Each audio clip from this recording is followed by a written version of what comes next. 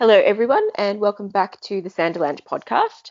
I am Jamie, and with me, as always, is Jack, Joe, and Dina. And this week we are covering Mistborn Book 3, The Hero of Ages, chapters 57 through to 61, wherein Vin and Ruin have a chat in Vin's cell. Things don't exactly go according to plan in Urtau, and Spook, by some miracle, actually figured out why Kelsier was talking to him. I was quite impressed with him. TenSoon reunites with the crew in Urtau as well. Vin has a chance to give her account of events to Yeoman about the Lord Ruler's death, and Elend returns to camp with his extra Colossus army. So things are definitely starting to speed up now. Hold on to something, everybody. The Sanderlanche is about to begin. As the towers of steel and stone crumble to dust, the foundations of our hope begin to rust. Choking fear, screaming sound, as a reaper comes to ground. You turn to face it down because you must. And when the world starts to burn, at the point of no return, keep a hold of your conviction, tear out the affliction, before the world turns black. Stand up and take it back. Yep, so some exciting stuff happened in these chapters. Just FYI, I'm getting over a cold here, so if my voice is a little messed up, I hope it's not annoying for anybody. But what did you guys think of these 5 chapters this week? yeah, these are pretty good. The stuff with Ruin, I think, was the highlight. Just, having Vin figure out how all that works and trying to get inside Ruin's head to see a bit more of that. I think that was really my favorite part of these chapters. The rest of it's all pretty cool. Obviously the stuff in Urto heated up a bit. Shit, that was a terrible pun. I'm sorry. I was about to say, very literally. So Yeah, That was not intentional, I swear. I was gonna point it out, and then I was like, oh, maybe I won't, and then no one pointed it out, and then I was like, every time you say something that's a bit punny and there's nothing, you're like, tumbleweed. I swear half the time I don't even realize I'm doing it. I don't even like puns. But no, like the whole situation with Urto was pretty fascinating. Again, all the Ruin stuff was really cool. Spook finally figuring it out and sorting out Quellion. So yeah, like a lot of stuff going down. Curious to see where this all goes. Wish TenSoon had gotten there sooner, but well, what can you do? yeah, we didn't get dueling Kelsiers. Sorry. Damn. well, you can't have everything in life, can you? Nope. Yeah, these chapters were okay. I feel like we've gone back to a little bit of setup here, but we do get lots of good knowledge nuggets sprinkled in here. So, yeah, the chapter with Ellen coming back, I don't know why that stuck out in my mind first, because it's like, I think it's the last chapter that we read. Yeah, that might be why, because it was the most recent one you read. Yeah, the one that Ellen comes back, I feel like he's going to attack Fadrex. I'm surprised that he's going against what the Mist Spirit was inclining him to do, but I guess maybe he's not fully aware. I mean, he's not aware like we are that was Preservation Spirit or body or whatever. So Right. So I was pretty surprised by that. You know, we get confirmed, which we pretty much already knew, that Yeoman burns Adium, and we find out that it doesn't sound like he has much stock in the Adium anyway, which he makes a really good point, which I feel like we've talked about throughout the series. It's like, well, I mean, if the whole empire collapses, then really what's the economical value of Adium, especially now that they have Electrum? So that was definitely interesting information. Ruin appearing before a lot of people in this one, which I thought was interesting, appearing in front of Vin and Spook as Kelsier, and then Spook figuring some stuff out for himself, and then almost burning alive. So that was definitely some interesting stuff going on in these chapters. Yeah, I liked all these little knowledge nuggets, as Joe puts it, that we got in here. I was quite impressed that Spook actually figured out what was going on. But on some levels, he probably just feels like Kelsier was cheating on him. So, poor guy. I didn't expect him to then be like, you know what, I'm going to rip all these spikes out, and we don't want anyone talking to Kelsier. So that surprised me. I thought he would feel a little bit too invested in all the power to actually see what was going on. But okay, Spook, I'll give you that one. I also really liked the conversation between Ruin and Vin. I think Vin definitely got a lot of information, and I guess we got some sort of confirmation of things we were thinking about too in that discussion, which was nice. And Vin and Yeoman as well in the, I guess, trial sort of. I don't know. Yeoman's a bit weird. Yeah, that was sort of interesting too. I'm pleased that Vin's been trying to make attempts to escape at least, but yeah, it's going to be very, very hard without her medals at all. So we'll see what happens there next. But overall, good read. I really liked it. Vin actually manages to kind of trick Ruin into saying some stuff, which I feel like gives everyone hope that maybe you can overcome this thing if it's not so smart that Vin can't get some information out of him. Yeah, and I think I don't know if I said last week, she seems to be the only person who is actually aware of what the voice is. Yeah, until Spook in these chapters, yeah. Yeah, until I mean, even Spook is probably not entirely certain it's Ruin, but he now knows it's not Kelsier. Yeah. So there's something weird going on there. I mean, I guess Vin doesn't know why Ruin can talk to her, but it's like they've just dropped the facade completely and gone, you know what? Let's have a real discussion because you clearly know that I'm not Reen, that's definitely a unique position for her. So it's pretty cool to see her be able to sort of manipulate that to how she wants it to go. Ruin just needs someone to talk to. Heck yes. He's like, have you tried talking to an Inquisitor? It doesn't work. Yeah, something we didn't mention, or I didn't mention earlier when I was talking about the chapters as well, is I feel like we have confirmation now that Vin must be spiked because once they took the spikes out, they couldn't see Ruin anymore. Yep, he disappeared. Yeah. Interesting. Okay. Yeah, you called that day one. Well, as soon as he started appearing. Right. Okay, I guess let's get into these chapters. The first epigraph is one of the shorter ones that we've had, so maybe Joe's happy about that. But the person says, I've come to see that each of the powers has three aspects: a physical one, a spiritual one in the unseen energy that permeates the world, and a cognitive one in the minds that control that energy. There's more to this that even I do not yet comprehend. So metaphysical stuff happening here. Well, if he doesn't comprehend it, I certainly don't. Yep. Yeah, this is one of the ones that I was like, okay, yep, I can sort of, yep, I get it. Just move on. We'll find out more about it later. I'm in the process right now of trying to endear myself to Spook. I'm playing Final Fantasy VII, and I've named the main character Spook, so maybe that'll help me enjoy the name Spook more. Or else it just means your main character is going to die over and over and over again. I guess I could do that, but that seems like a waste of time. That's true. I mean, at least you didn't make it, where Spook was Sid or something. Yeah, I haven't gotten that far yet. Or Cat Sith, someone you're never going to use. Actually, I end up using Sid quite a bit because he's one of the only party members that gets a triple materia growth weapon. That's true. Him and Cloud. And is there one more? Does Tifa have one? I think maybe just him and Cloud. Yeah, I think it may just be him and Cloud. Anyway, back to the Final Fantasy podcast. Okay, so I like, and there's a fun annotation that goes with it. The first paragraph, the second paragraph of this, the first chapter, she's like, I wonder if I'm crazy.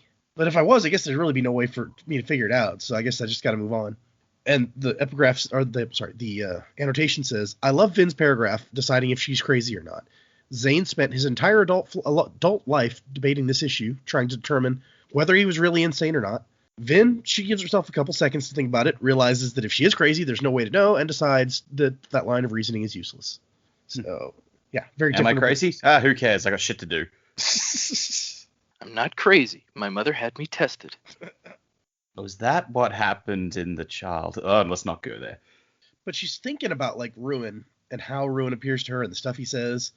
And she starts to come up with some pretty insightful things. She's like he keeps telling me to kill the guards, even though there's no way for me to do that.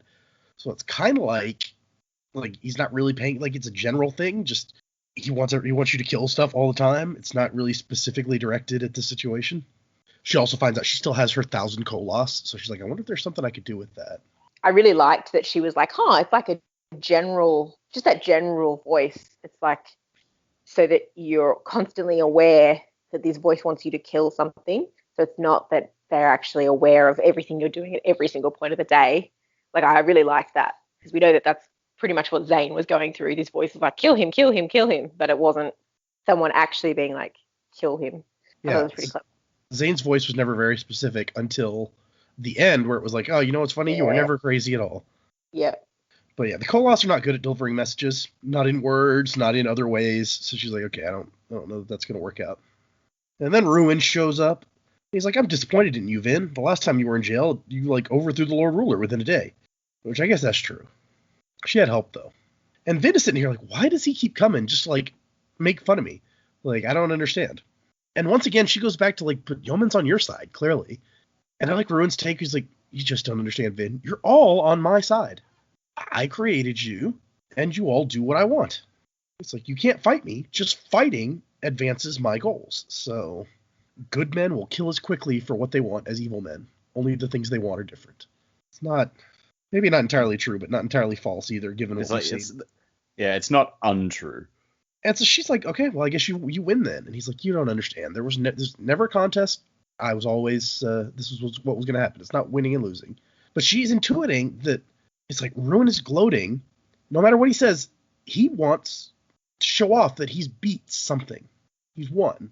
And she makes some interesting logical leaps here that work out really well for her. Going all the way back to her lessons with Kelsier about like the first rule of Allomancy. And so she intuits that there had to be another force. An equal and opposite force to this guy, because that's how things work. And he tells her that preservation is dead. And she's like, you killed him? And he's like, well, yes, but no. He gave of himself to craft a cage, though his throes of agony have lasted several thousand years. Now finally he's gone. And she realizes it's like, that's what it was. Like, something that was the opposite of Ruin couldn't have destroyed him, but it could have imprisoned him. And I like that later when Ruin mentions that, she's like, yeah, whatever, I already figured that out. And Ruin has an interesting point where he's like, hey, me and Preservation had a deal, and Preservation tried to get out of it. So wouldn't you call that evil? Yeah, he's a welcher, a no-good welcher. And Brandon actually mentions this in the annotations where he's like, look, Preservation did betray Ruin. That brings us onto shaky ground of morality, lying to achieve a greater good. But if, it's the end of the entire world that's at stake, then maybe you'd betray somebody too. Yeah, it's cosmic forces. They got their own morality. Mm. And Ruin, I don't know if we should believe him or not, but he tells Vin, the time is here, the end. And she says, how long? And he says, days, but not weeks. So that's not long. I mean, this is assuming that, 1, he's right, 2, he's telling the truth, and 3, there is actually nothing they can do to oppose him. So there's a lot of ifs there, buddy. A lot of assumptions we have to make, and I don't know that any of us trust Ruin, so... Well, dude's trying to end the world. Like, why would you want to trust the word of someone who's doing that? Right?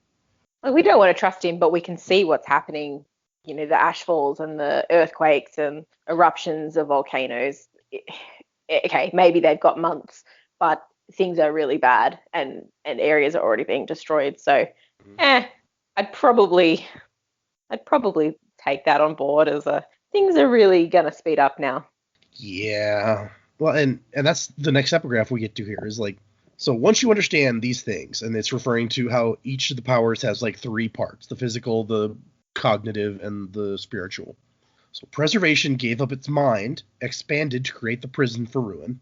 And even though most of Preservation's consciousness is destroyed, the other 2 parts, the spirit and the body, are still there, and they can still oppose Ruin and prevent him from destroying, or at least keep him from destroying too quickly.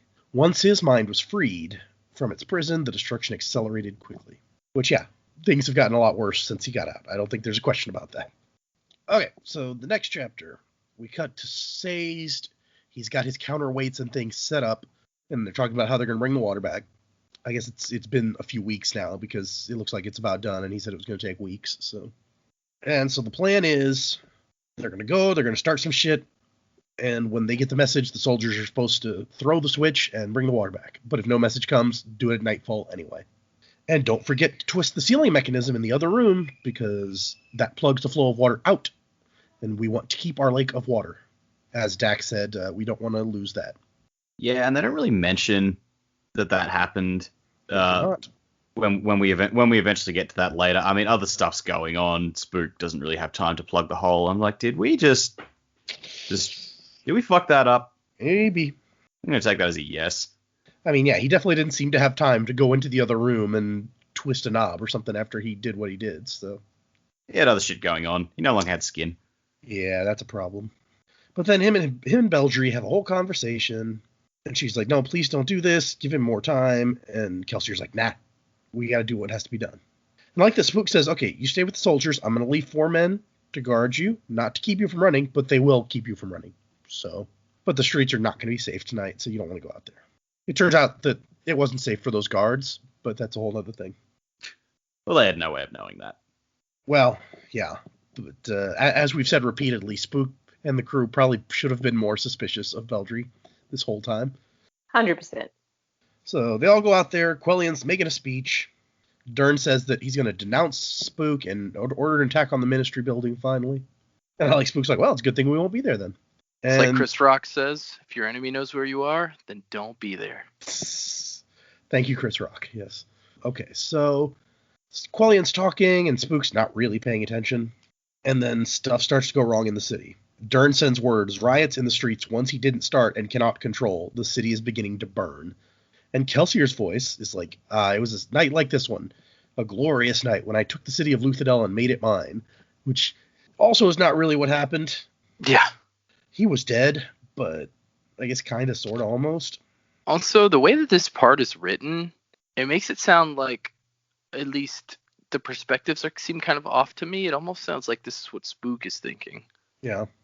Well, and he actually, Brandon talks about that in the annotations. He's like, you have to remember, I use a limited narrator, not an omniscient one. When I'm writing a scene from a character's viewpoint, the text is colored by what they think and their view of the world. So he talks about a line in here that the editor and everyone else tried to get him to cut, where the line says, it says something like, it was a night much like this, the night when he had overthrown the Lord Ruler, with the narrative making it clear that he was Spook. And so he's like, they wanted to get me to take that out, because obviously that doesn't make any sense. But the line is deliberate, because by this point, Ruin has his claws so deep into Spook that he's making him begin to think things that just aren't true. And it's getting difficult for Spook to distinguish between Ruin's fantasies and reality. And yeah, Spook's sitting here, he's like, last time they put Ellen on the throne, this time it's going to be me. I'm going to be King Spook. Yep. He's Justin Timberlake in that song, he's like, it's going to be me. For some reason, I don't know why, I thought you were like, yeah, he's Justin Timberlake in Trolls. And I was like, Trolls? That doesn't make any sense at all. But I've never seen that film. I have not either. I have kids, so we see those kind of things. And some of the music's pretty good. So, but anyway, Spook jumps up there, and he's like, I'm going to fight Quellian. And really, he just kind of goes after him. I mean, he starts beating the guards first. And Quellian's like, oh shit, I got to get out of here. Quellian screams, I don't fear you, I'm protected. And Kelsier, of course, is like, kill him. But I like the moment where there's a thug about to fight Spook, and Spook's like, no, your family's free. We saved them earlier. Help us capture Quellian. He no longer has a hold on you. And it almost seems like that moment where Vin recruits Gorodel in the first book. And then the thug pauses, and Kelsier goes, kill him, and Spook kills him. Yeah. Spook, you're not doing yourselves any favor there, bud. No. They just look like an asshole, man. I mean, come on. It's like, did anyone else hear that, or was it just like the two of them and possibly Quellian who heard it? Probably, I mean, with all the craziness going on, probably just them, but still. Yeah. Oh, dick move either way, but probably no one's going to hold it against him, even though he probably deserves it. It even says the guy lowered his weapon, so anyone looking on would have seen, like, him talking to this guy and the guy lower his weapon and then Spook kill him. But anyway, he's about to kill Quellian. He doesn't even really try to do something to trick him into using Allomancy like he'd been planning out before. He just grabs him and is going to kill him. And that's when Beldry shows up, and he's like, wait, how did you, what? And it says he can't hear her, but he can tell what she's saying from across the distance. Like, please, you promised. And Kelsier screaming, kill him. And Spook gets hit by a coin. And he realizes that all along it's been Beldry who was the coin shot and not Quellian. But that's enough proof for all the people watching. They're like, the citizen sister's an Allomancer, and he kept her alive. Get her. Yeah, it really brings credence to when Beldry said earlier, like, he's not going to defend himself. Right. He couldn't. At least not in that way. He does have a spike, as we find out here in a moment. But it really seems like Penrod's sort of spike, where like it doesn't actually give him any powers that we know of. It just brings him under Ruin's control. I thought based on his situation, it probably helps him find Allomancers. Well, yeah, and I was going to say, I think there's in the annotation somewhere, it says that that's what it is. He got the power of bronze. Because it says spike. It's a bronze spike. Yeah. Yeah, I'm still a bit confused on, like, Like, does it need to be the same metal spike taking the power through the person who has the power and then giving it to you, depending on where it lands in the body? I need that mapped out. Yeah, and I can show you guys after we're done the whole chart. It's an interesting. It's weird. It's strange and counterintuitive in a lot of ways. So it's not as easy to understand as you need that metal going through that guy. But I mean, it makes sense because he's finding all these people and surrounding himself with Allomancers, so it makes sense that he's able to find them. That's true. I hadn't thought of that. But Quellion apparently got that power from one of the first Allomancers that he captured, and he apparently was never completely stable. So Ruin was able to convince him to spike himself. So let's see. Brandon also says in the annotations, most of my alpha readers thought at this point in the book I would make Spook's storyline a tragedy, and he would snap here and become a villain. And he was like, if this was a middle novel and not the end of the trilogy, I might have done something like that. But we're like closing in on the end here, so it wasn't really the time for that. And so Kelsier starts telling Spook, he's like, hey, you were waiting for an assassin. You didn't realize Quellion already sent his assassin. But she's a pampered rich girl, so she couldn't kill you. She was not used to killing. And people start screaming. They want to make Spook king. And Kelsier's like, okay, now you got to kill her. And Spook's like, wait, what? He's like, hey, power has to come from somewhere. She's a coin shot. If you kill her, I will give her power to you. And the funny thing is, it's this thing that we've been ragging on Spook for, that like girls, he just doesn't think straight about girls. If this had been a guy and Kelsier was like, kill him and take his power, maybe Spook would have fallen for it, but it's a pretty girl. And so he's like, no, wait, this isn't right. Oh yeah, that is exactly what went through my head. I'm just like, man, if you were a dude, you'd be dead before you could blink. I didn't read it that way. I read it like Spook sees through the logic. He's like, wait a minute. You're telling me that this power came from someone? Like, this power has to come from her for me to get it? Then where does my power come from? Like, I just thought he saw through the logic of it, but maybe not. Okay. I mean, that's another Yeah, way me too. Maybe we were just looking for something good in Spook, Joe. Yeah. We just we're like, oh, Yeah, maybe you do have another brain. Our respect for women is also good, but and a want to be nice to them, that's also good. But yeah, I mean, I feel like he might have seen the logic of it and be like, well, and part, I mean, he's like, wait a second, and he rips off his blindfold thing and he looks out and sees the city burning and he's like, this is wrong. And Kelsier screaming at him, is like, no, you have to do this. You'll be as powerful as you always wanted. You'll be like Elend and Vin, but better. You'll be like a god. And once you start seeing through it a little bit, then that kind of like insistence probably just looks even shadier. Like, wait a second, you're saying you're going to turn me into a god now. This is messed up. And then Quellion is reaching out towards the Kelsier figure, and he's saying, please, my Lord Kelsier, why have you forsaken me? Which is an excellent question. Like, Ruin had his hooks in this guy and he had control over the city. Why did he just throw him under the bus for Spook? Well, I think the destruction, that's what he wants. He wants the city to be destroyed because he's Ruin. I guess, but it seems like Quellion was already in position to do that. I don't know. It may be a big ask to ask of the guy who's in charge of the city. Just burn it all down. Yeah, fair. And so Spook begins to realize, he's like, wait, this is when that all started, when I got that other piece of metal in me, which I've now almost forgotten about. And he finds one in Quellion too, and pulls it out. And Quellion screams, and Kelsier screams. And Spook's like, what is wrong? What are you? He realizes finally, this is not Kelsier. This is something else, and not something good. And Spook starts to take his own spike out, and Kelsier's like, no, don't do it. You want to go back to being useless again? But he's gone too far now. He's like, no, this is messed up. I forgot all about our plan. I was just trying to destroy and kill, and this isn't cool. He also makes the point that we talked about this in a few episodes about how he actually forgot completely about the sword shard that he had through him. Yep. And it's like, oh, it's nice to get that confirmed. So he actually did completely forget that. Oh yeah, I got stabbed. Right. And I think it was Jamie who was like, so do they just forget these? Like, and yeah, it looks like they kind of do. And it's almost like he's put all the pieces back together now. It's like, well, hang on a minute. Logically, this doesn't make sense. Let me go back through everything. Oh, wait, I got stabbed. He said leave it in there. Huh. If I take it out, maybe he'll disappear. And he was proven right. So now that I know not to trust this guy, maybe I should take out that piece of sword that he told me to leave. Yeah. But without the sword, he has no pewter. And so he kind of collapses. He's been going for a while, not sleeping much and stuff, kind of like Vin in the previous book. So it hits him once his pewter's gone.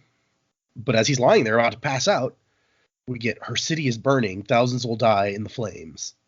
Do you want to be like Kelsier? Really like Kelsier? Then fight when you're beaten. Survive. And he gets up, thanks to his tin. You want to be like Kelsier? You're going to need to be dead. Well, yeah, I mean, yeah, that's probably not too far off. And I thought it was interesting too because it's like, okay, I'm going to turn off my tin. And we were talking earlier, we know the effects of like a pewter drag, having the tin, effectively now it's the tin drag, I guess. Would he have been able to cope with as much as he could without his tin if he hadn't been using it so much? It was almost like, I think we talked about that in one of the epigraphs. They describe Alemannic savants, and I think that's basically that's why he's become a tin savant. So like the special kind of weird properties that happened to him when he stopped burning it only happened because he's been burning it for so long. Yeah, he manages. It's like having hypersensitivity for so long. Without the hypersensitivity, he's like numb almost, and that lets him get through the flames here in a minute. It is still sort of like pewter drag in that, because that same epigraph mentioned that people who burn pewter a lot tend to become savants without realizing it. So it sort of makes sense that then those people who experience pewter drag, even though they're like savants, like it really comes back the other way on them. Makes sense that tin would do the same, a tin savant. Actually, if I remember correctly, I think it was bronze that you tend to become a savant, or bronze and copper maybe. Was it bronze? If I remember right, what they say about pewter savants is that like few people survive the process of becoming one. Oh, I got those mixed up. My bad. Apparently, pewter really does something to your body if you do that with it. If I'm remembering right, maybe you could be right, but I think that's what it was. Now I'm gonna have to look it up because it's gonna bother me. Okay, yeah. Men become bronze savants without knowing it, and their range is expanded from burning the metal so long. Becoming a pewter savant is dangerous as it requires pushing the body so hard in a state where one cannot feel exhaustion or pain. Most accidentally kill themselves before the process is complete. And in my opinion, the benefit isn't worth the effort. Well, I was wrong. Never mind. Oh, but yeah, fun stuff. Yeah, being a tin savant, it has done some weird stuff to him, it feels like. But Sazed is like, okay, everything is going, like the city's burning, the riots are out of control, we're going to die if we stay here, we got to go. And Spook's like, no, we can't abandon the city. We got to find a way to put out the fires. We need water. And Belger's like, wait, water? The canals? And Belger's like, I'm sorry, I attacked the guards that you left with coins, so they're not going to be turning on the water. And he's like, are they dead? And she's like, I don't know, I didn't look. Like, she's not used to killing people. She shot coins and ran without paying much attention to what they did. And so, Spook walks over. He's like, okay, wait. Here we go. Quellion, get up. You want to be king of the city? Then lead the people. Help them control the fires. And he's like, no, I can't. They're going to kill me for what I did. He's like, it's like, bitch, I'll kill you. I'll just enjoy it more.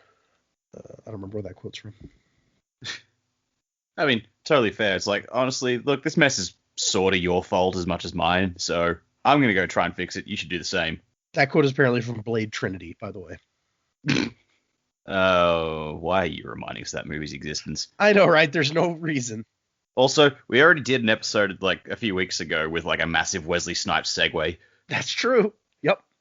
Triple H's finest work. Oh, that's sad. But no, he's like, you're going to go and you're going to help and you're going to shut up or I'm going to kill you right now. And so he sends Gorodel and Quellion to go with Breeze and Alrian and try to get stuff under control. And the rest of them go to the building to try to turn on the water. And Belger's really sorry about what she did, about hitting him with a coin. She's like, I'm sorry, I couldn't let you kill him. And Spook's like, no, it's all right. Something was messed up. I needed to get hit by a coin, apparently, to realize what the heck was going on. So I wonder what he thinks that actually was, what he thinks Ruin was. Because I don't know if he is up to like what Vin and Ellen know about Ruin and the caches and everything they were doing hunting around. And he's just like, did I just get invaded by the body snatchers or something? That's a good question. We don't really know how much Spook knows about the Well of Ascension and all that stuff. Yeah. I mean, I figured they probably caught him up while they were sending him out on missions and stuff like that, but it really seems like, maybe this is feeding into his inferiority complex, but they don't, Vin Vin and Ellen have really only seemed to talk about this when he wasn't around. So I guess it just depends on what he was told before he came to Urto. Well, and we even when they realize the building's on fire and they can't get in, we get more of kind of his inferiority thing where he's like, "Oh, I'm just Spook. I can't do anything." He left a note for the crew when he died and like had specific jobs for everyone, but not Spook, the one who didn't fit in. And then there's some italicized text that says, "I named you Spook. You were my friend. Isn't that enough?" And Spook decides to run in to the burning building. He turns off his tin and becomes numb just as the fire gets too bad and manages to push through, survivor of the flames, his way down to the cavern and throw the lever, and then he falls down and passes out. Ugh. Yeah, I don't need to go into too much detail about what it says about he burns up pretty good. We don't need to. It's gross. It's pretty brutal. But it's fine. It's Spook being very heroic is the end result here. And to be fair, it's partially a problem of his own creation that he's fixing, but yeah. So are the problems that Vin is currently facing. So, and like, I legitimately thought he died here. I thought, well, the building's burning down. He's just collapsed in it. Like, he's not making out of that. And then the next chapter, it turns out that he does. And I'm like, look, I'm ambivalent towards Spook. Like, he's done some bad things. He's done some good things. That was a pretty cool act at the end there. I'm like, all right, no worries. He should not be alive. Like, how the fuck did he survive that? Well, and part of it is the wood building was burning down, but he was down in the stone cache. So the area that he was actually in when he passed out is not still burning. It's the upstairs that's burning. I guess. I don't know. So it's not like, burning wood was going to fall on him and burn him alive, but he did get burned super badly. So I see where you're coming from. Yeah. And plus, there was while the wooden building was burning, there's no way anyone else can get in behind him to save him. So Who knows how long he was down there unconscious, burned alive. Yeah. Like, yeah, I'm just like, I don't hate the guy, but I'm like, how the fuck have you should not be alive. But I guess, they call him the survivor of the flames. So, yeah, there you go. I guess it gives him that sort of purpose and, I guess as an individual, even though he's sort of been a bit misguided in the last little bit with the voice of Kelsier, that part of the story can still plug in as we go. So it's not like, the survivor of the flame saved us all, but now he's dead and he died in a fire. Yeah, I mean, I was expecting things to not end well for him here, but I wasn't totally surprised to realize that he survived it. Yeah, I don't know. I think I probably thought he was dead the first time too. But when he does survive, I was kind of like, okay, I buy it. Let's move forward. So we begin part 5 called Trust. And we kind of abruptly change over to talking about the Koloss, where it's like, I don't know what went on in the minds of the Koloss. The discovery of the one creature named Human was very fortunate. Without his struggle, we might never have understood the link between the Koloss, Hemalurgy, and Inquisitors. Of course, there was another part for him to play. Granted, not large, but still important, all things considered. So we haven't seen the last of Human, is what that tells us. I'm sure everyone is thrilled. I mean, Human's one of the best characters. I don't care what anyone else says. He's great. Yeah, Dak wants the Human TenSoon Marsh show. We've established this. The Ruin Trio. That's not a good name. But then we get TenSoon showing up in his. You guys may have been very disappointed that he didn't walk into town in Kelsier bones, but he makes a good point that it's like that might have been a bit much. But I love TenSoon. He comes in, he's like, man, Vin really did a good job here. This place is wrecked. It does seem like Vin has been there. That's kind of, I buy it. She does break. TenSoon. Yeah, it's not all Vin. But they managed to save most of the city. 2/3 of the city, it says. So Spook really helped by getting that water back. And so he just strolls up to the guard at the door of this building where a lot of people are coming in and out. And the guy's like, hey, this ain't a place for dogs. Whose hound is this? And TenSoon's like, I belong to no man's. I move for no man. I love how TenSoon's just so pleased with himself here. He's like, hey, I'm a talking dog. And the guy's like, what the fuck? And he's just like, suck it.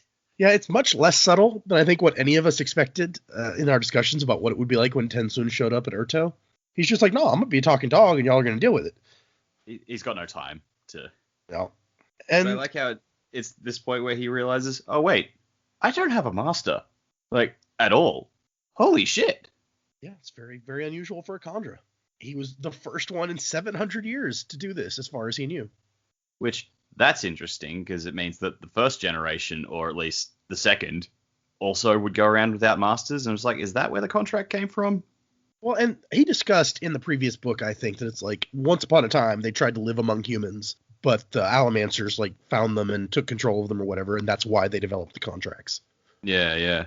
I don't know, it just seemed like, oh, so that took a long time. I always sort of pictured that as, like, very early days, like it would have been 100 years tops into the Lord Ruler's reign before that came up. It's like, no, they were going for a solid 300 before shit hit the fan. Either that, or it was 100, and there's just, like, been a few rebels among the seconds or thirds who went out without masters just to, like, you know, be dicks. That's true. I hadn't considered that possibility. We know that there are several in jail for, like, ever, so I guess some of them have done bad stuff. Yeah. But they take him to Breeze, who's kind of in charge, and Breeze takes it really in stride. He's like, so were you always a Contra, or did you eat Vin's Hound recently? And he's like, oh, no, I was always a Contra. I love that reaction. I thought that was so cool. He was just very calm about it. So, right, now we know who you are. Let's just have a chat, shall we? He's on his 5th cup of wine. It all makes sense. I was just like, oh, TenSoon's going to be like, oh, you're marinating yourself again. It's much easier to relax about this kind of stuff when you got a good buzz on. Yep. So. Yeah. And Breeze makes the very logical assumption that this is Lord Renu, or the Khandra who was Lord Renu. So I guess really Vin never told them about like any of this crap that went down with the spy Khandra and all this other stuff. And TenSoon's like, okay, no, it's really complicated.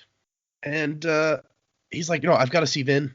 I lied, saying I had a message from her. I actually am looking for her. I have news I got to give her. And Priest's like, well then, my dear man, I suppose my dear doggy, let us retire, and you can talk to Sazed. He's far more useful than I am regarding these things. Your princess is in another castle.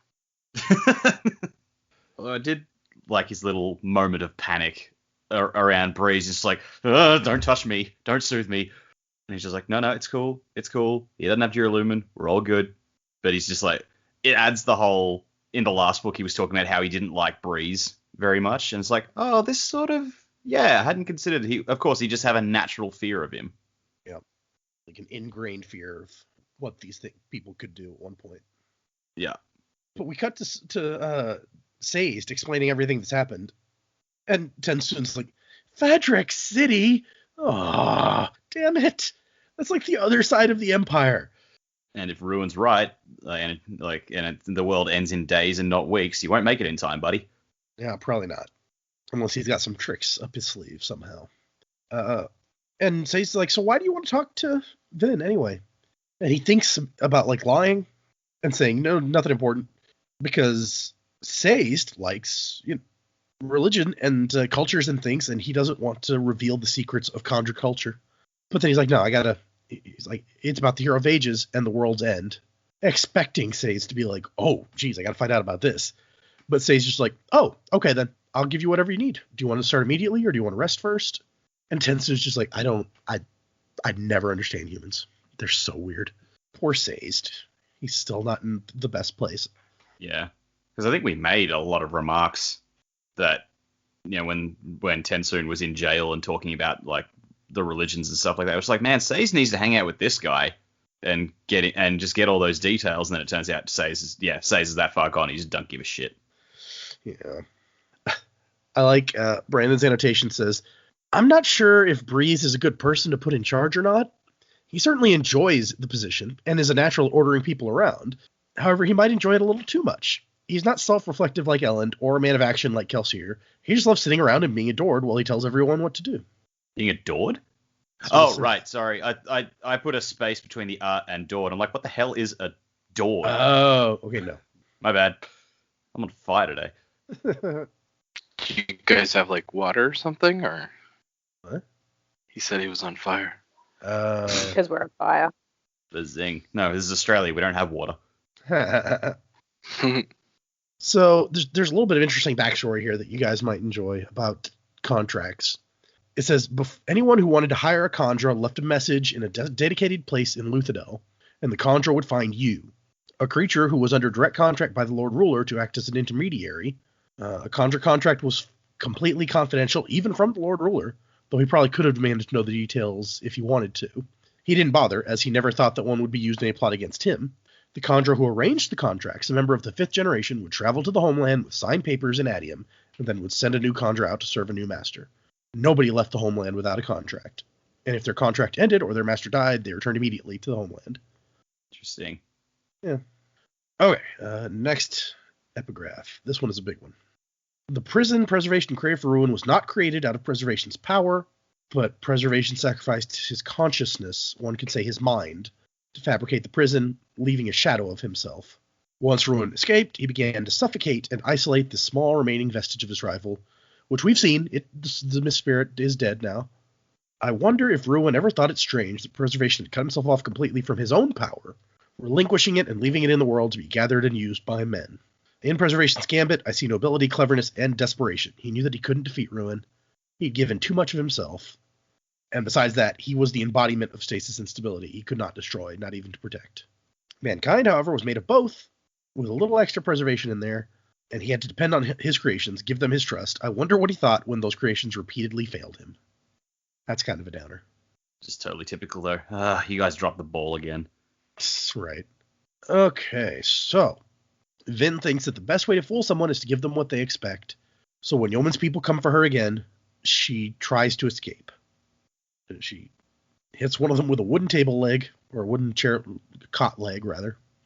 But Yeoman sent so many guards that they managed to tackle her down, and the fact that she dropped 4 of them made little difference. But that's still pretty impressive. Vin's a good fighter, even without Peter. So they drag her in front of Yeoman. He's like, surely you didn't think to escape without any metals to burn. I would think you'd be flattered. I didn't know if you're really as dangerous as reported, but I decided to assume that you were. And he's starting to monologue. And Vin makes her second escape attempt. I can talk. She greased up her arms and slips them out of the manacles and goes for Yeoman, but he is burning adium. She can't grab him. And they get her down again, and Ruin/Reen is standing there. He's like, that's too bad. You almost had him. But in another way, you were never anywhere close to it. Not helping. He likes rubbing these things in. Yeah. And Yeoman's just like, okay, so it's time. And she's like, time for what? And, oh, right. The whole trying me for the death of the Lord. Okay, yeah, fine. Completely forgot about that. I was thinking so hard about escaping that I forgot you're going to kill me or something. And so they have an interesting conversation where he's like, why did you come to Fadrex? And she gives some reasons for it. And he's trying to catch her. And he's like, oh, so you came here for invasion. And she's like, well, Ellen wanted to be diplomatic, but we both know it's kind of hard to be a diplomat when you're camping an army on someone's front lawn. And meanwhile, Ruin is over here like, this guy's a disappointment. He could have caused so much destruction, but I could never get through to him. Not every ploy can be successful. So we take that to assume that he tried to spike Yeoman like he did Quellion and Penrod. Yep, and actually there is an annotation here that says Yeoman is not spiked. Ruin tried several times, but never managed to pull it off. So he went for it. He's trying to get spikes in all sorts of people, though, so I guess it shouldn't be a shock. Oh, yeah. And Yeoman brings up the Church of the Survivor, and he's like, you're one of the heads, right? And she's like, no, not. It's complicated. They kind of worship me, but I don't really want them to. And he has a real interesting point here where he's like, I don't get that. Like, how can they worship this guy who's dead?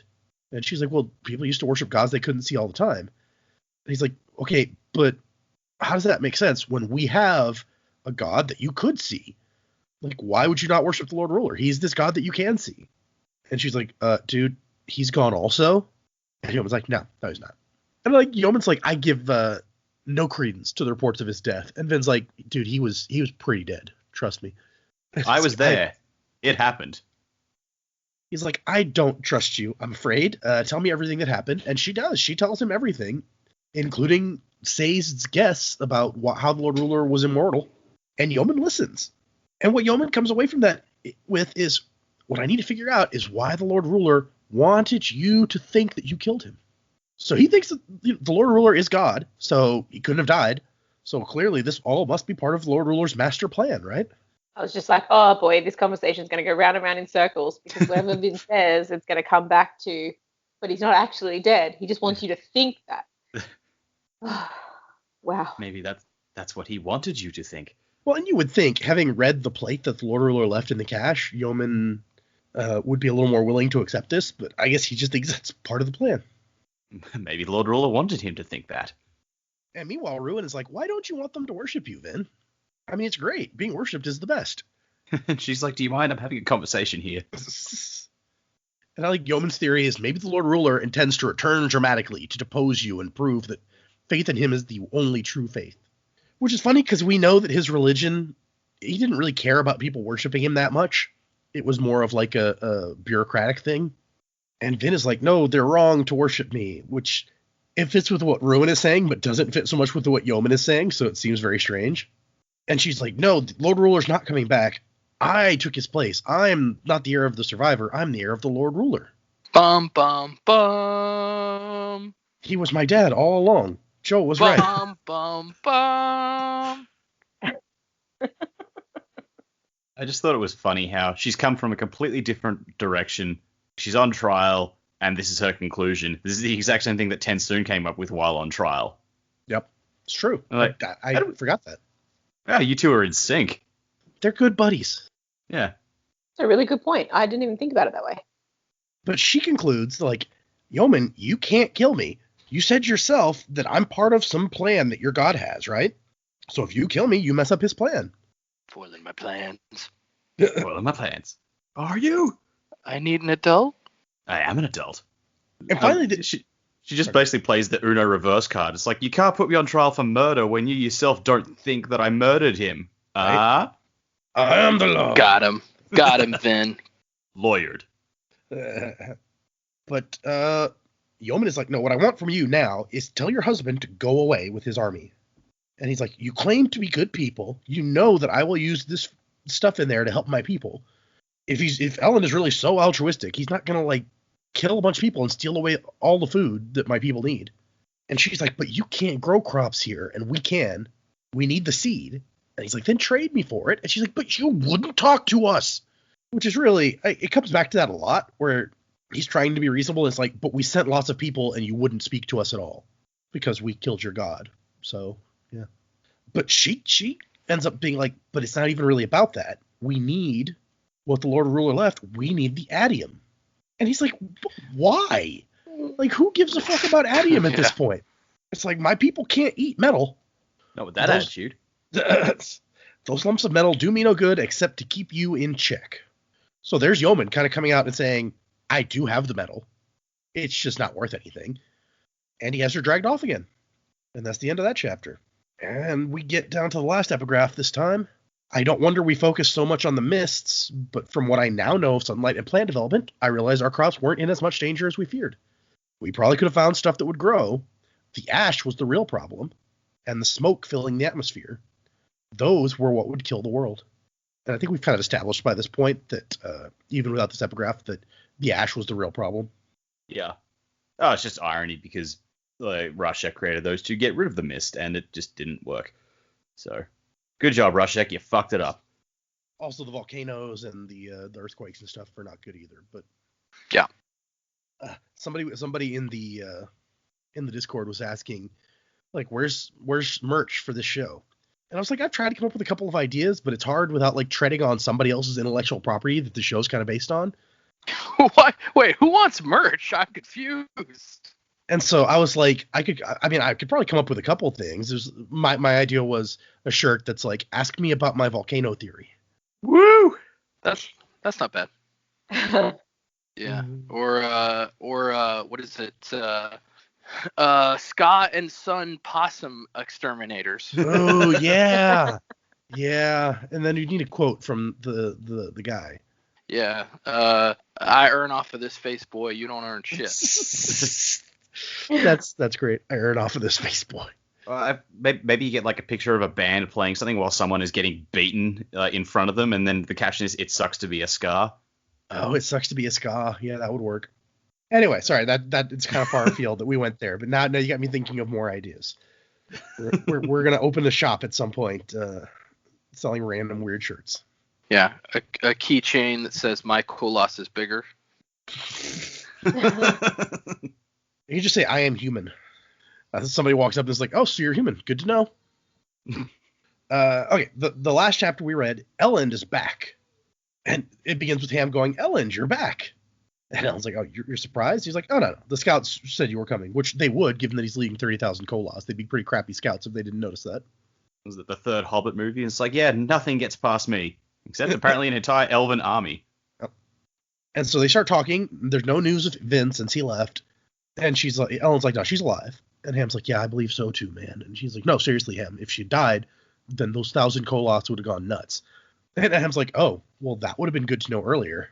He's like, yeah, sometimes I forget how many I'm controlling. It's kind of hard to keep track of. But we also get word that things in the Central Dominance are bad. Most of the scouts did not return, and no one knows what happened to Daemu and the 300 men that got sent. So that sucks. A lot of the cities have been lost. People are starving. And some cities have been completely swallowed by the rumbling earth. King Lakal, who, if you remember, Sazed and Breeze were negotiating a treaty with him at the beginning of the book, his city fell to lava. And we haven't heard from Jennarl in weeks. His entire retinue seems to have vanished. Inquisitors. It's all Inquisitors. Well, and this is the last mention I think we get of Jennarl. And there's a bit in the annotations here where Brandon's like, Jennarl is a side character who ended up becoming kind of a side character. It's important that he bowed to Vin at the end of the second book, but he quickly became somebody I didn't have time to deal with in this book. His disappearance is not, in fact, due to one of Ruin's spikes. Jennarl simply bolted. The stress of running a kingdom, even a subject one, was more than he'd anticipated. He was a soldier, not a king, and he was only a minor lord before his elevation. Having already lost Urto, the best and most profitable city under his rule, to rebels, he suffered through a couple assassination attempts, and dealt with Kolos rampaging through his dominance, slaughtering villages, then ash mounts erupting and destroying cities. He decided it was time to get out. Packed up his food, his family, and his guards, and fled north towards the Terrace dominance. Eventually, they were all captured by Kolos and turned into Kolos themselves. Oh, jeez, that's Wow. grim. Ugh. So yeah, that's what happened to Jennarl, It's like, not where I thought that story was going to end. right? So Elend and Ham are talking, and I like Ham's like, so before you do anything else, you might want to change clothes because you're covered in blood still. And he's thinking that the Mist Spirit didn't want him to attack, but he's also not sure that he should trust the Mist Spirit. It did stab him one time. And does he really want to like hang his entire empire's future on a creepy ghost in the mist waving at him? And so Elend comes down. He's like, I got to be the guy who makes the hard decisions. That's what Vin was trying to teach me. I took these Kolos for a purpose, and now we're going to use them. Inform the soldiers we're going to attack in the morning. We're going to rescue Vin. We're going to get in that cavern, and we're going to go back to Luthadel with the food supplies, and we're going to survive as long as we can. And that is the end of the chapter. So, yeah. I also find it a little strange that, I mean, in the last chapter, we were just like, oh, hey, he's getting this message not to attack. He's a good guy. He's not going to attack.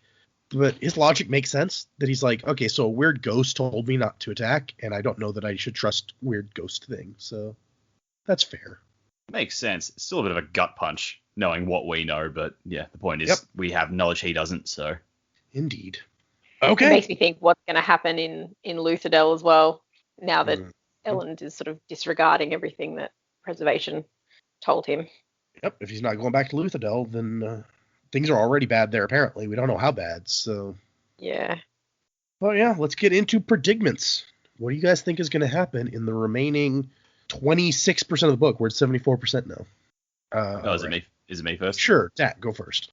Okay, so I am still not sure. I have a feeling that I don't know how TenSoon's got to get to Fadrex because he's got to meet up with Vin. I don't know how he's going to do it.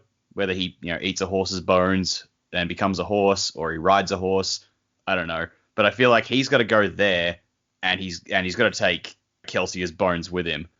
And I feel like he's got the bones. He has to appear as Kelsier to someone, and I think it's really just that'll be settling down the conflict there, or possibly making it worse by appearing as Kelsier, and everyone's just like, oh shit, the survivor's here, and maybe Yeoman's like, maybe he really did survive, maybe, because this whole thing was like, why would they worship Kelsier? He's already dead.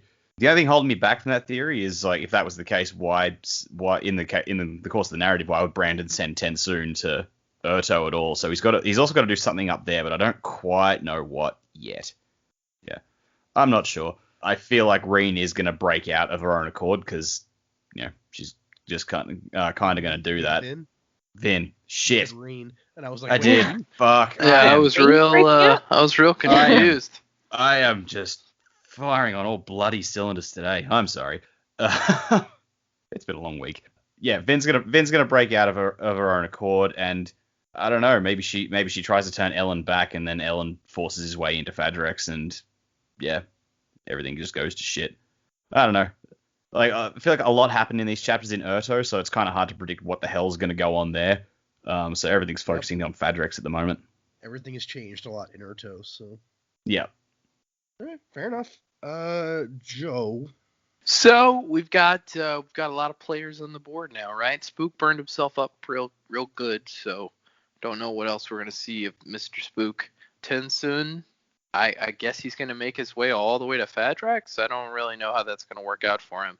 My prediction is on that he probably won't show up till near the end, and then help Vin out in some way or help Ellen out in some way. I feel like it would be kind of par for the course with this book if he never actually saw Vin again. Like if he just had to help out in other ways and never actually got to reconnect with her. Oh, which friends. I mean, yeah, that might be sad, but I feel like that would not be unexpected for Brandon to do that. I feel like. Vin, yeah, I mean she's committed to escaping now. It seems like so. And if Ellen is really going to go through with this plan to attack Fadrex, then I guess it's probably going to come to a head pretty quickly with her trying to escape. Yeoman, again, he's just like an interesting dude, and again, he's a zealot, which I like. That kind of mentality. Like she straight up told him, "Yeah, I killed him. This is exactly how it happened," and he's like, No, he's just pretending to be dead. So now I just have to figure out why he's pretending to be dead. And so that's that's something that's kind of amazing when you hear somebody rationalize it that way. It's like he's just pretending to be dead. He'll come back. So that was interesting for sure. Yeoman's an interesting dude, so I'd be interested to know how far that zealot behavior is going to take him. My guess is he's gonna not turn around to our hero's perspective, and he's going to continue to hold on to his beliefs probably until he dies, which probably will happen. And as far as Sazed and Breeze go, it looks like Breeze may be setting himself up real nicely in Urto, but I can't imagine they're going to want to stay there. So maybe the whole gang will travel back towards Fadrex with TenSoon. I don't know. They've got to regroup though, or if they don't regroup, it's going to be kind of crazy because they can't go back. It seems like they can't go back to Luthadel, or if they do, it's just kind of going to be chaos there. And so, yeah, I mean, I don't have anything super solid, but those are just my feelings about maybe where their characters are going and what they're thinking or doing. So there's an interesting part to Yeoman's I just lost the word. To Yeoman's zealotry. That's the word I was looking for. Zealotry? Is that really a word? I think so. Let's see. That I don't know that anyone has picked up on yet. But if Yeoman is an obligator and believes very strongly in the Lord Ruler and his as God and his church and the hierarchy of the Church of the Lord Ruler, then there's something else very interesting that could come into play. And I guess I won't say much more than that. But there's a part of the church that we've forgotten about. Well, zealotry is a word. I looked it up. It's a good job. Thanks. What could that be? We've forgotten about it. I mean, him fighting the deepness, but I don't know. Anyway, so it's a fun fact to think on. Jamie, what do you got for predicaments? So I don't have a lot here. I am in agreement that like TenSoon, he will go to Fadrex. There's still a little bit in Urto, I think, that we need to sort out. There's a lot of sort of everyone's got a little bit of information that I really feel like they need to just come together and have a really solid discussion before everyone splits up and goes their separate ways. Last week, I was the Debbie Downer of the situation, thinking that Vin wouldn't make it out of Fadrex. She still may not make it out of Fadrex City, but I think I've got a little bit more hope for her after these chapters. She's put up a bit of a fight, and I guess knowing that Yeoman's got a little bit more going on with his thought process has sort of filled me with a bit of hope that there's something else that he needs from her. It could get a bit dangerous now that she's gone and declared herself the new Lord Ruler, though. So that's that could be really interesting. I don't know if we will make it back to Luthadel, although I feel like there's this story that needs to resolve there too. So someone will probably go back to Luthadel. Maybe the guys in Urto will sort of divide and conquer. Maybe Sazed will go back there. Sazed and TenSoon, I think, need to really talk about this religion aspect, because we've gone through so much of this book with Sazed just trying to search for what's actually the truth. And I feel like this is where he's going to get his answers and sort of come back to being the Sazed that we want to see. And, you know, TenSoon sort of hit it on the head here. It's like he just didn't care. He was like, all right, you're going to go to Fadrex. Off you go. Like, no, he's got no interest in talking about it any further, which is just sad. So I really hope that they sort of get a chance to explore that further, and Sazed finds the answers that he's looking for as well. Yeah, that's really all I've got today. I don't know what's going to happen with Beldry and Quellion, whether they're still involved in Urtal or if they've gone underground or something like that. I mean, it obviously there was a lot going on there in terms of Quellion having a spike. You know, he was going sort of through his own stuff, even though he might not have been the greatest of people to begin with. It wasn't all him, much the same as I guess we're going to hopefully see with Penrod as well. But I don't know what's going to happen with them now, if they're going to effectively be part of the crew. Are they going to stay on in some sort of leadership capacity in Urtal? Are they just going to disappear entirely? I don't know. But I knew we couldn't trust Beldry. They were way too trusting of her way too quickly, so. Absolutely. And it's not a coincidence that right after Spook says the thing, it's like, we should have been attacked by now, that's when Quellion's, like, assassin shows up. Yeah. And he says in the annotations at the time, which of course I couldn't read, that it's like, oh no, she didn't run past the soldiers and trick them. She had Quellion's orders to go into this building and try to, like, kill them. So, yeah. Too trusting. Way too trusting. But you got an interesting point about needing to share information, because at this point, Vin knows some stuff from her conversations with Ruin.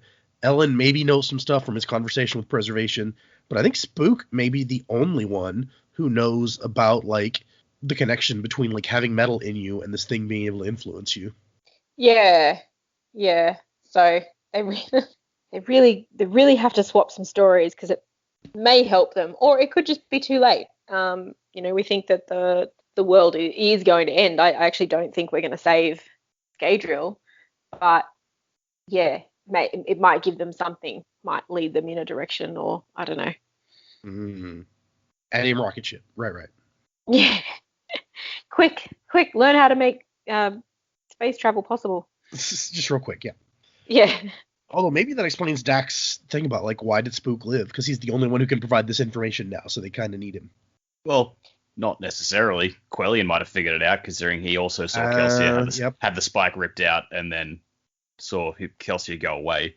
Good point. I don't know how forthcoming with information he will be willing to be, though, where Spook knows why he ripped the spike out. Yeah, true. Okay, I guess let's get into the wrap-up here. We have a couple of reviews, and I think an email that I want to go over before we get into the announcement about what we're reading next. The first review is a 5-star review on Apple Podcasts. It says, it's from Reading Deanie 7. And it says, I love this podcast. As someone whose friends won't read any of the Cosmere, this podcast is amazing. I've wanted to read some of these novels for the first time again, and this is an amazing, realistic way to do it. The predictions are amazing, whether they're wrong or another crackpot volcano-style one. That's going to follow me to my grave. Yep. My tombstone is just going to be my name and then a big picture of a volcano. Sweet. Pretty Actually, badass. That's pretty awesome. Yep, I was about to say, like, what's wrong with this? Okay, so Joe, do your thing. Because that's the most remarkable thing that's happened in your life. That was the end of the review? Yeah. Oh, okay. Man, you really walk alone. You really pull us into you. You know, you're a lurcher. Okay. There you go, Reading Deanie 7. You're a lurcher. And then we have something from Salva, who leaves comments on lots of our episodes on Podbean and has sent us stuff before. And it says, I give this podcast 5 stars. I can't download Apple Podcasts in Android. Can I still be on the Misting Crew? Please? I love this podcast. Keep going. So that's a comment that he left on our Podbean page. Oh, yeah, you could be in the Misting Crew. You seem real jazzed about it. So you're a total rioter. Nice. Okay. Let me Okay, we got an email from Lucia again. It says, "Hello, fellow Spook fans. I hope you're having a great week, and I can't wait to listen to the new episode. The Sanderlanche is really the only good thing about Mondays. It was so fun to listen to you answer my email, and I've listened to your arguments about Sazed, and I understand. This is why I love to discuss books with other people. When I was listening to the last episode, I remembered one thought that I had while reading the third book.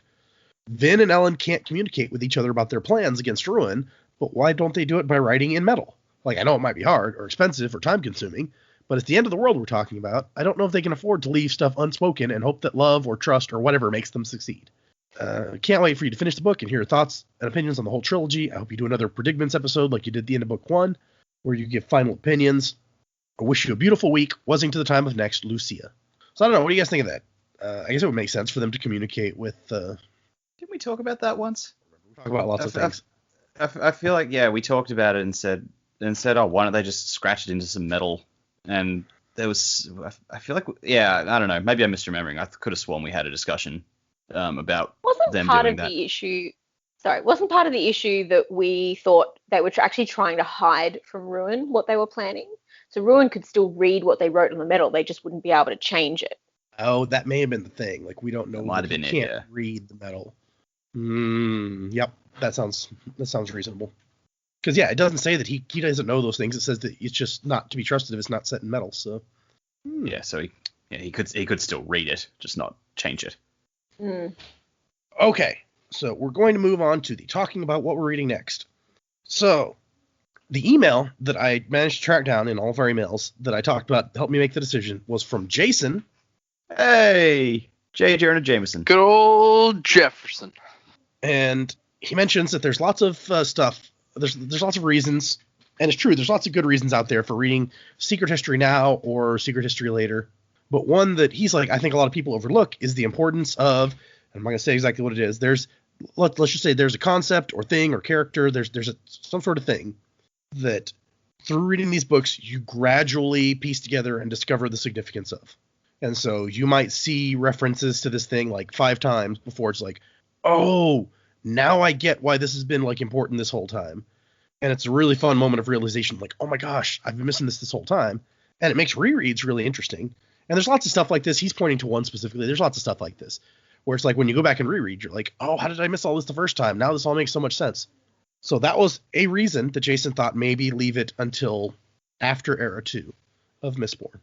But the reason that convinced me in the opposite direction was because of kind of the concept that I was going for around the show. The idea is that, because we're not going to be doing a reread on the air, if we manage to get through all the stuff in the Cosmere, as we talked about last time, it's a long, long haul, then we will be doing pretty amazingly well. There's not like a reread scheduled so that we can go back and read all the same stuff again and be like, oh, look at all the stuff we missed. Like, that would be so far away if that was even a concept that I had, which is really kind of not.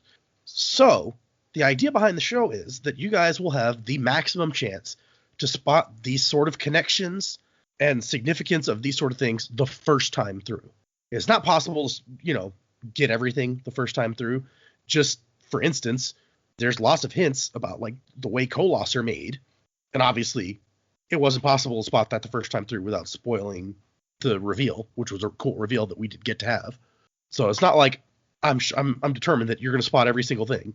But I want to give you guys the most opportunity to spot the most stuff as we go along, which to me was a big reason that we would want to do Secret History next. So that is what we're going to do. As soon as we're finished with this one, well, and technically the very next thing we're going to read is the essay on the Scadrian system that appears in Arcanum Unbounded right before Secret History, but it's like 3 pages long. So that's not a big thing. We're going to read that, and then we're going to start reading Secret History. So for anyone who's going to be following along now, that is where we're going next. If you didn't pick up a copy of Arcanum Unbounded when we did the 11th Metal back once upon a time, now might be the time to go out and get it. Although you can get Mistborn Secret History separately. You just won't get the essay that we're going to be reading. But that is what's coming up next, guys and gals. We have, let me look at my schedule. No, that's the wrong one. That's my list of Pokemon that I haven't caught yet.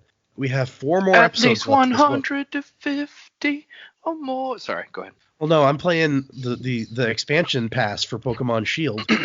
And so I'm trying to complete the Isle of Armor Pokedex, but there's like 3 that you can only catch in Sword. So I had a list that was like, these are all the ones I need to catch to complete the Pokedex.